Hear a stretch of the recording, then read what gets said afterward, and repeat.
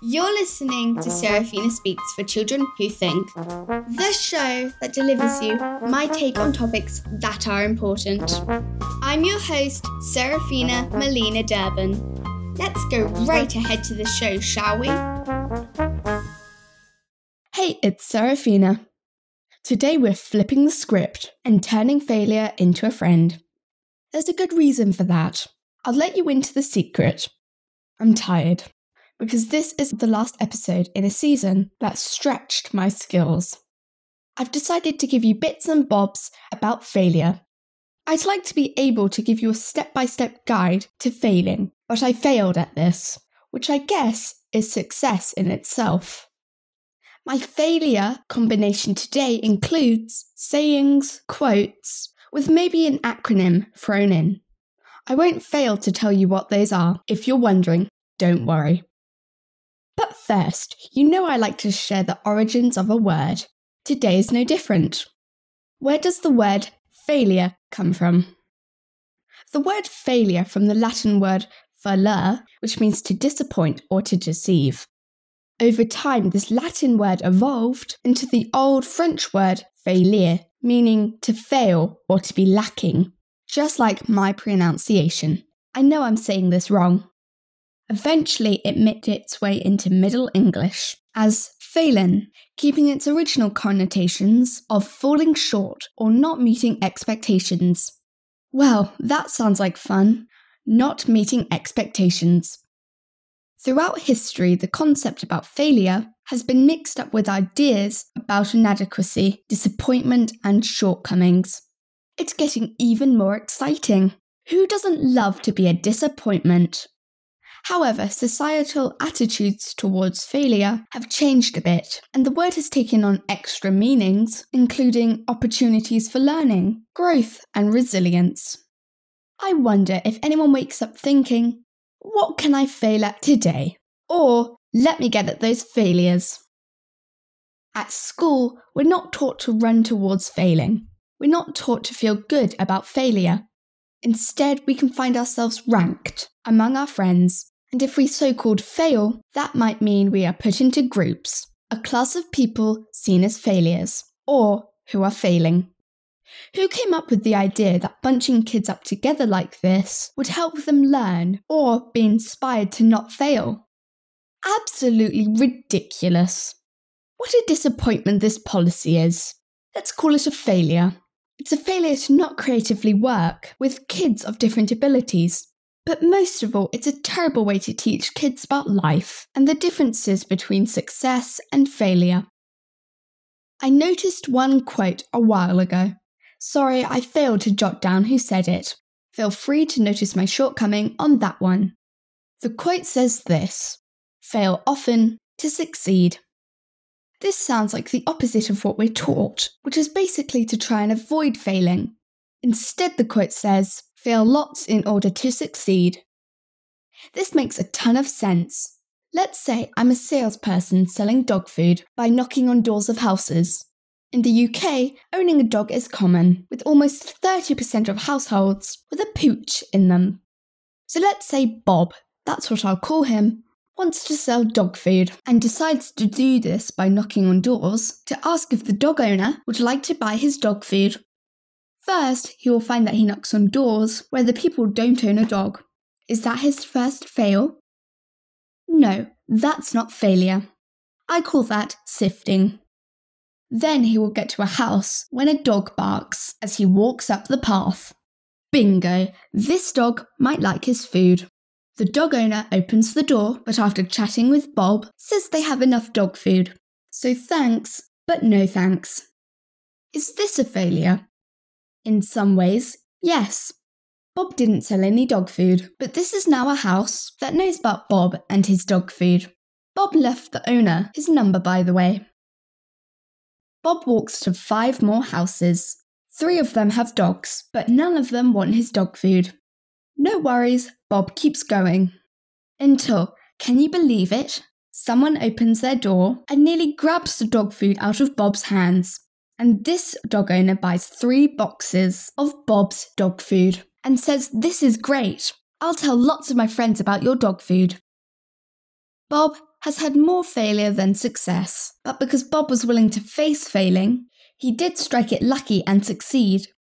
Well done to Bob. It takes persistence and failing along the way to reach success. Before we get into failing anymore, I'm going to share a podcast with you that I've got some thoughts on. Here's a short clip to give you a flavour. Hello there. You are about to meet Robin, a daring girl of impassioned spirit, keen intuition, and endless curiosity. By joining Robin in her travels, you will find adventure, inspiration, and maybe even satisfy the wanderings of your own inquiring mind. Because today is the day that Robin discovers the magic within her family's old and creaky but beloved grandfather clock. Robin's Curious Travels is a scripted podcast for older kids aged 9 to 14. It's a bit like a theatrical radio play, if you listen to those. The show follows the adventures of Robin, who I think is meant to be 12. She discovers magical powers in an old grandfather clock. This clock takes her back in time to meet historical figures at defining moments in history. If you're a regular listener, you'll know I rarely say anything too negative about other people's podcasts. It takes such a lot of work to create these shows, and I want to support people. With that said, I need to mention something. I can't help notice with kids' podcasts who are created and produced by adults. It's like these adults are trying to imagine what kids would want, or how we think. Take this. You are about to meet Robin. Mom, what makes French toast French? You wouldn't be wrong if you guessed that Robin's 3 favorite words are who, why, and what. Mom, who was Ruth Bader Ginsburg? There is not a person or notion or observation out of reach of Robin's insatiable search for answers. Mom, why does the ocean make waves? Those 3 W's aside, you've chosen an opportune moment to acquaint yourself with Robin's fondness for inquiry and adventure, because today is the day that Robin discovers the magic within her family's old and creaky but beloved grandfather clock. Do you hear what I'm hearing? The way that Robin is portrayed is far more like much younger kids. I'm talking 6 or 7-year-olds. By 12, do we really say, why this and what's that to our parents? No, we don't go to parents in that way, or in that tone. It's adults that imagine we might, or maybe it's a dream of theirs. I asked my trusty triplet brothers what age they thought this podcast was for. Here's what they said. About 6 years old. I wouldn't listen to that. Maybe when I was 7 or 8 I would have done. As much as this podcast is entertaining at times, I find the way that it misses the mark around Robin too frustrating to listen to the stories for long. The script writers needed to go and talk to actual 12-year-olds to check in that the language and tone was accurate. I'm not saying don't go and listen to it. I'm saying this is what I found. Check it out, see what you think. Back to failure. Here's a quote that I like. It relates to Bob, and of course, us all. It's only when you risk failure that you discover things. When you play it safe, you're not expressing the utmost of your human experience. Nice and deep, that one. Please notice my failure, as I'm unable to say the author's name. Here's my best try.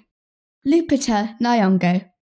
I'm used to failing at saying some complicated words. Actually, I find the word complicated tough sometimes. Isn't that ironic? I want to give a shout out to the lovely reviewer of this podcast, who mentioned the way I can't say things endearing. I had to look that word up. It means sweet. I'm ever so grateful for people's kindness. It means a lot to me. Here's another little saying I found when I was thinking about this episode from my sofa. If I can, I stay in my pyjamas as much as possible. I find life easier when I'm comfy. This is the next saying for you. Prepare yourself, it might not be how you like things. Find a reason to say yes to failure. But wait, Seraphina, Isn't that pretty well the same message as the fail often to succeed saying?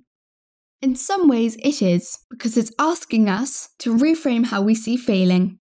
You'll know from earlier episodes like reframing bad habits, I'm a fan of a reframe or a flip, but there are differences. This doesn't fail lots to get to success. This is about being aware about why we must say yes to failing. If I know I'm not that good at maths, I'm using a true to of my life example here.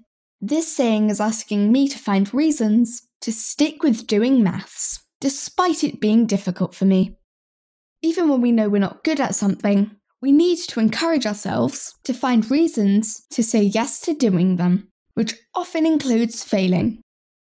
That can be hard, but I'm told it's important. On my good days, I can see this. On my grumpy ones, not so much. We must master failing in life. We're going to do a lot of it, whether we like that or not. Oh, before I forget, I want to tell you about that acronym. The definition of an acronym is this. It's an abbreviation or shortened... Wait, let me try that again. It's an abbreviation or shortened version using the initial letters of words. Here's two for you. FOMO, fear of missing out. PIN, personal identification number. So let's look at the acronym FAIL. It means finding an important lesson. Try to remember that. When we fail, it's because we find an important lesson, and our job is to find that out. Failure isn't defeat. It triggers growth and resilience.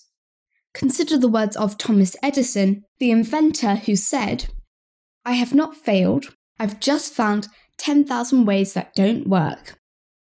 His perseverance, even when he faced disastrous results. Well, that went wrong.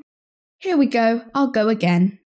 Even when he faced disastrous results, is an inspiration. I think I'm a role model for this, as I keep having to repeat words when I fail. Life without failure would be a bit bland. Those moments when we fall flat on our faces that we discover our true resilience and strength. So let's try to embrace failure like a friend who always shows up uninvited, but ends up teaching us the most valuable lessons. And speaking of valuable lessons, let's not forget the importance of laughing at ourselves along the way. After all, if we can't giggle at our own mishaps, then what's the point of this funny thing we call life? Here's the host of Grown Ups podcast called Failure, Ryan Kavanaugh, talking about his show. Some of his episodes featured mature language, so please get permission from adults in your life to listen to this, or I'll start receiving complaints. Failure is a podcast for anyone and everyone who realizes that success is just a string of failures that you've had to get around. If you have succeeded, you have failed at anything. And that's what this is for. People who want to hear, people who want to see that every one of us have failed and they're still failing. And that's what this is for. To hear those people's stories, to understand that we all are in the middle of failure all the time. So lovely listeners, the next time life throws a curveball your way and you find yourself facing failure, remember these words. You're not defined by your failures, but by how you rise from them. Dust off your fabulous self and walk forward. You can do this, you really can. Before I go, if you'd like to be featured on this podcast, come join my correspondent team. All you have to do is post a review for the show on your fave podcast app. Then take a screenshot and send it to me at Seraphina@seraphinaspeaks.com.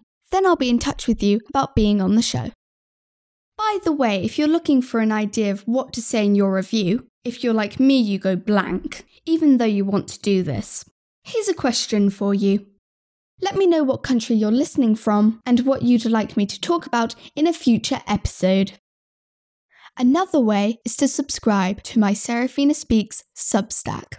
Put the words Seraphina Speaks Substack into your search engine and it'll come up. I write social commentary on ordinary topics we take for granted. It's an extension of this podcast. Of course it is. I also create an interview series with change-making podcasters. It's fun when they give us a peek into what they're working on, or even where they record from. Maybe I'm nosy, but I love getting the inside track on how people live and work. That's it for this season. I'll be back in a few weeks with some fresh episodes to make you think. Remember to keep shining bright and consider what you take for granted. Take care, everyone. Wow, I hope you enjoyed the show, everybody. If you like what you hear, click the subscribe button. This podcast is made possible by listeners like you. Thank you for your support. Don't forget to leave me a review at iTunes or wherever you listen to your podcasts, because then more people can find my podcast.